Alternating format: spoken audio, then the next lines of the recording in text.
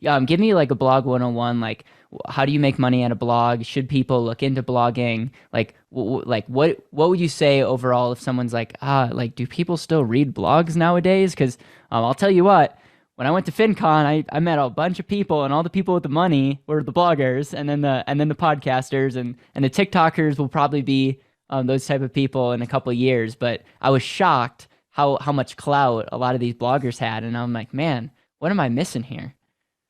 If you want to get rich quick, don't start a blog because blogging is a long game. Blogging takes a long time to build up your DA, your domain authority, for you to rank in search traffic, SEO. And so if you're someone who wants to make a quick buck, you want to make Yep. extra side hustle income this year, starting a blog is on the near the bottom of the list for side hustles you should start. Now, if you want to have a really domineering brand presence in whatever vertical, whatever niche you're in, starting a blog is a great idea. And over time, as you get featured in other people's blogs, as you get featured in the press, you might start to have content that ranks. And then that is kind of a natural traffic driver to whatever you're selling, whether that's products or services or something else.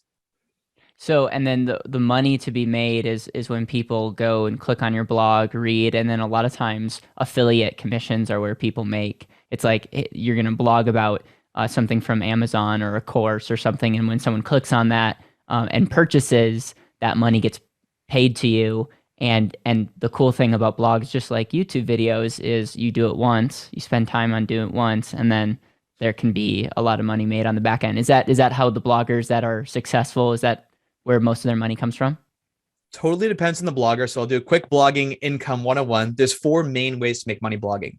One is affiliate marketing, what you were just talking about, Caleb. I promote some kind of product or service. I have an affiliate link for that product. Someone clicks through and signs up or buys that product or service. I get paid a certain percentage. That's affiliate marketing.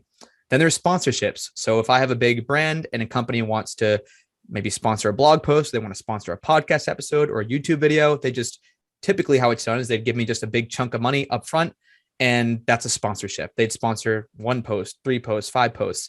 Then there's advertising. So if you've been, scrolling on any major media site or even big financial sites as well, a lot of them do have advertising, display ads on their site.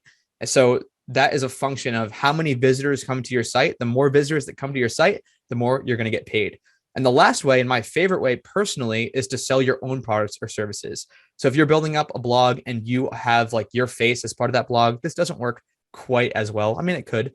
If you have a blog where, let's call it like my friend, actually, Robert Farrington, college investor, he kind of scaled himself out of that, of his brand. So like he is not the face of the college investor anymore. So he doesn't really sell his own products or services as much as he promotes other people's stuff, because it's not like, hey, work directly with me.